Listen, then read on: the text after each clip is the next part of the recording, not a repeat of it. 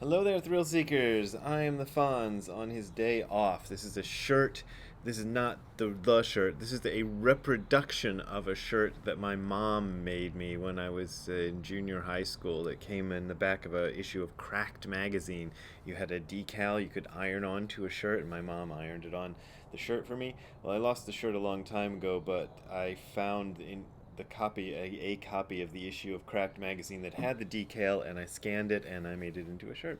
So there you go. I'm the Fonz on his day off. I'm coming to you on this new camera, which I'm not sure if I like very much because it is so detailed, and you can see every little hair on my mustache and every little hair on my head and everything. It's weird. So I got a question recently that I'd like to address, and I feel like this is a topic that I have addressed a number of times on this channel, but it's one of these topics that bears repeating, so I'm going to see if I can find a new angle to say something I've said before. So here's the question. Sorry for bothering you. These people are so polite, some of them. I just really needed your advice on this. Recently, I've reintroduced Zazen into my daily routine, and after doing it for a few days, I've noticed a worsening of anxiety symptoms. A couple of weeks in, and now my anxiety has reached a pretty high level where it's causing insomnia. What should I do? I've seen a couple of videos, mostly yours, and it's said that this is merely a phase that pretty much everyone who's involved in serious meditation practice has to go through. I try to maintain a neutral, curious, non-judgmental stance with my anxiety, but I'm sure you can understand that it gets pretty hard when the feeling is this intense. Should I continue with the practice despite the adverse effects it has on me, and maybe do a bit of deep breathing or relaxation techniques on the side so my anxiety becomes manageable, etc., etc. There's more to it than that, but that's the gist of it. So this is a question, as I said, I get a lot, and I'll see if I can tell you how I dealt with it in the real situation that where it really happened. When I was in Japan, this sort of stuff started to happen to me, and I'll tell you what I did about it. So, I'd been practicing Zazen for maybe 10 years or so before I even got to Japan with my first teacher in America, Tim McCarthy. When I got to Japan, I spent the first year in a place called Takaoka, Toyama-ken, and then after a year, I moved to Tokyo. So this is an important background. When I moved to Tokyo, I basically didn't know anybody anymore. So I'd had friends in Takaoka because I was part of a program called the JET program, where they actually um, they bring a lot of foreigners over to teach English, and they try to make sure you've got a good solid community of people to talk to and stuff, because they don't want people to freak out and go crazy and leave Japan. So I moved to Tokyo and took a job with Subaru Productions, and all that was gone. So I really didn't know anybody in Tokyo that well. I knew my coworkers. The the upshot is, even among the people I knew, nobody was a native speaker of English. So I knew people who spoke English, but I didn't know anybody who was a native speaker of English, which is a big deal when you want to really, really be able to talk about things intimately. It's hard to do that in a language that's not your own, especially with people you don't know that well. So I became very isolated in this little bubble of myself, even though I was in one of the most crowded cities in the world. And I was getting more and more into Zen practice. And that became kind of my focus. I was working and practicing Zazen, and that was pretty much my entire life. I mean, I ate and slept too, but that was it. So very intensely sort of focused life, even though I didn't really realize how intensely focused it was at the time. So doing a lot of Zazen, and this is where the stuff started to come up. My own sort of dark night of the soul kind of material started to come up then. And there wasn't much I could do about it. I'll tell you a couple of the incidents. One of them I talked about or wrote about in my book Hardcore Zen. I was on a train, and just a overground elevated train in Tokyo, and I started hearing the song Kashmir by Led Zeppelin playing. and I'm looking around the train car to see if anybody's got a boombox or something, and they're playing Kashmir, which would have been really unusual in Japan because people just don't do that sort of thing. But nobody did, and nobody was reacting to this sound that I could hear just as clearly as if somebody had turned the music on a boombox in the train. But nobody else was reacting to it, so obviously nobody else heard it, and there was no, I didn't see a boombox, there was no speakers in the train playing the song, but I'm hearing it clear as day. Which freaked me out. Another incident that happened around that time, and also on a train. This time I remember I was on the Odakyu train line, probably on my way to or from work. Can't remember if it was in the morning or evening, but the I was suddenly intensely aware that the world around me was not real in the way that I usually thought of reality being real. And this was not like a train of thought, like I'm thinking, well, what if the world is unreal and everything I'm reading? No, it was like, whoa, unreal. This is unreal. But it wasn't as if this was replaced by a reality that I could go, oh, well, what's real is, I'm the servant of Krishna, or I don't know what people decide is real.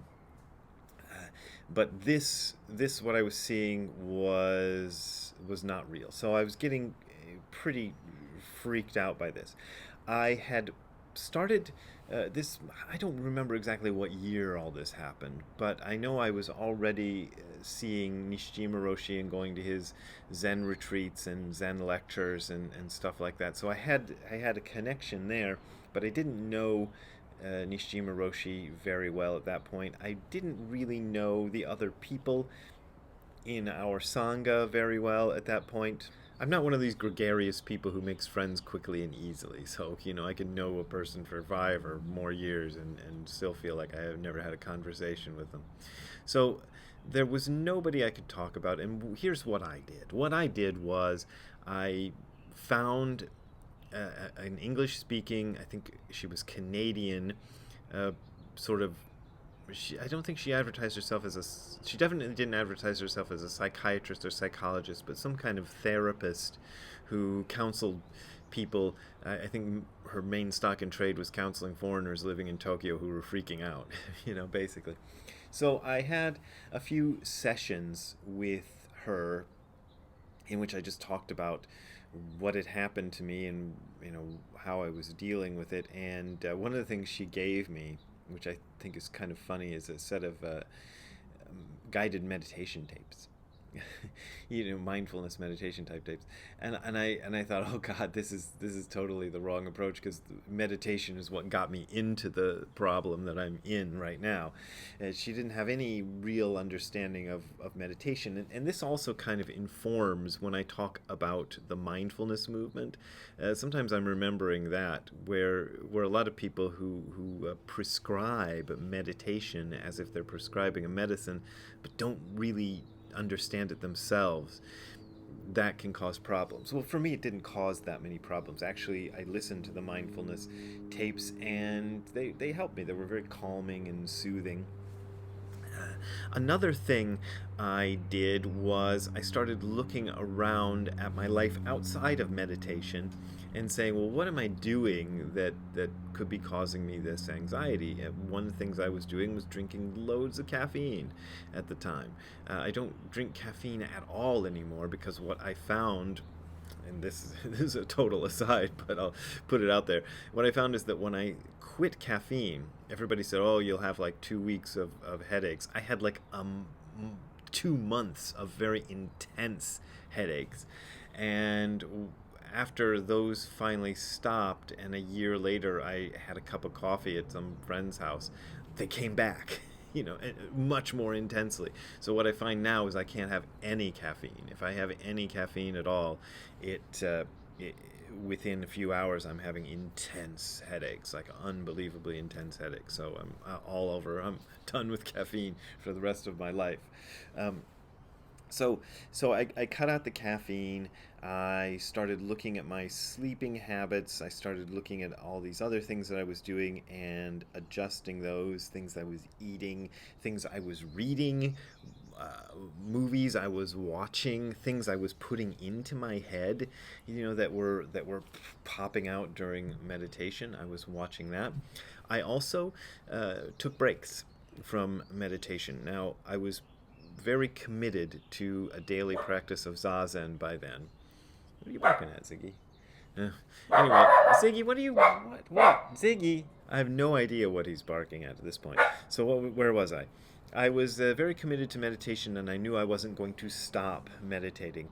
But I would do things like I would sort of mark on a calendar that for the next 3 days or the next 5 days or whatever it was, I wouldn't sit zazen. I would make an actual, set number of days that I wouldn't do it, just to see if that made me feel more normal or less, or made the experiences I was having less intense. And it usually seemed to help. So sometimes I recommend that to people who are freaking out. Let me see if I can try to explain a little bit of the source of what this dark night of the soul stuff is, at least in my own experience. We are taught by everybody and everything that we encounter that there is an inner world and there is an outer world. So there's the inside world that is one world, and there's an outside world that is another world, and these things have no connection, or if they do have a connection, the connection between them is our bodies.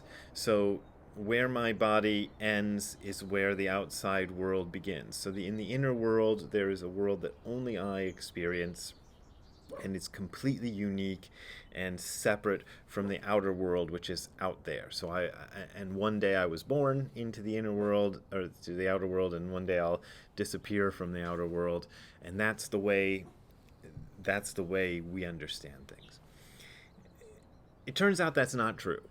And I, in my late teens, encountered that teaching in the form of, well, first the book Zen Mind, Beginner's Mind by Shunryu Suzuki, then my teacher, Tim McCarthy, my first teacher, and then I started getting more deeply into it, and then I found out that there was this way that one could delve into this experience through Zazen, and that at first I accepted the connection, not connection really, the identity of the outer world and inner world as a philosophical premise, but I still kind of kept my distance about it because I'm still like, no, I still have my own thoughts, and everybody's other than me. But then that started to break down. When that starts to break down, all sorts of other things sort of come up. There's this sort of, it feels like there's this kind of mechanism, which I don't know how it operates or where it comes from, but it's the ego trying to preserve that view that it grew up understanding. So, and preserve itself, and sort of fear that its own demise or own dissolution. And the defenses it mounts against your coming to terms with the fact that the inner world and outer world are one and the same are weird. At least this has been my experience. Like, they don't seem to be related to that. They're not. It's not like a voice in your head going, "Your inner world is the same as your outer world." It's more like just crazy stuff, like the Kashmir playing in the Tokyo subway, or something like that, or this person had severe anxiety and insomnia. It comes up in really strange ways.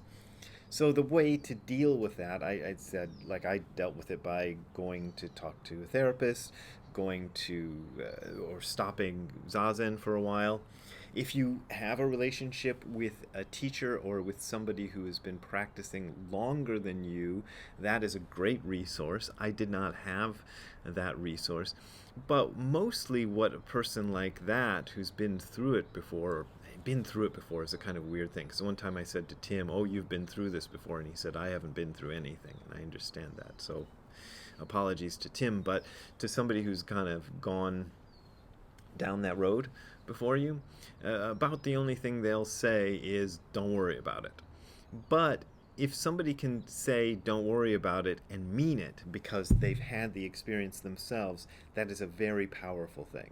So it was really powerful when Tim would say that early on, because I had a little bit of freaks out before. And then when Nishijima Roshi, when I finally screwed up the nerve to talk to him about these experiences, and he said, oh yeah, that happens, don't worry about it. This was really, really powerful, even though, you'd think anybody could say, don't worry about it. But it's really meaningful.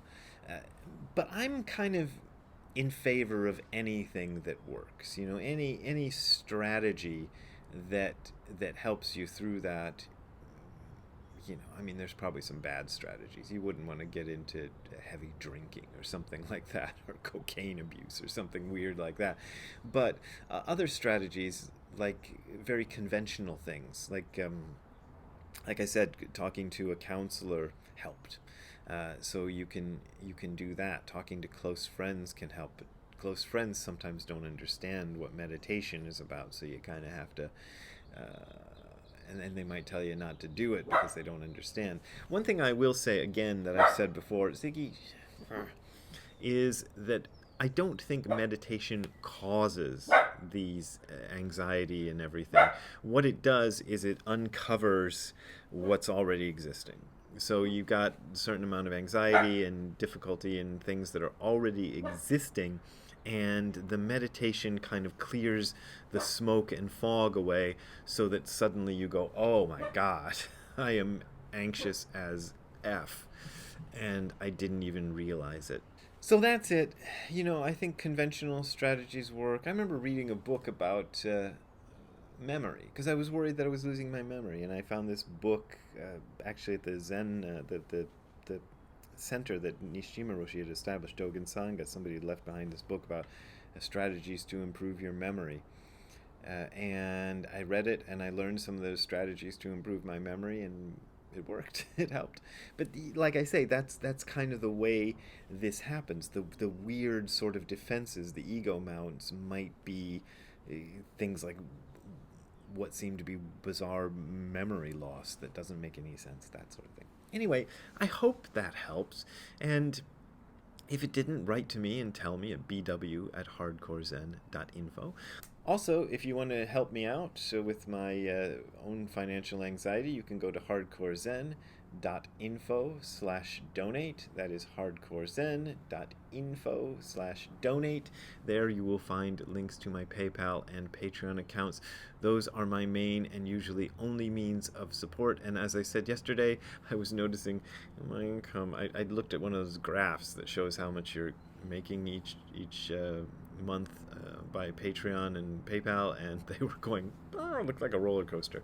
But when I said that yesterday, immediately some people donated, so I would like to thank everybody for donating, but especially those people who saw what I said and donated, and that was really helpful. So thank you very much. My birthday's coming up on Saturday, so it was also nice for that. So anyway, thank you very much. We will see you next time. Have a good time all the time. Don't be anxious. Bye. Hey Ziggy, how you doing? Are you anxious? Are the people up on the hill making you anxiouser? Alright, maybe we'll go inside, huh? Oh, now you're gonna attack my shadow. Alright, Ziggy. See you later.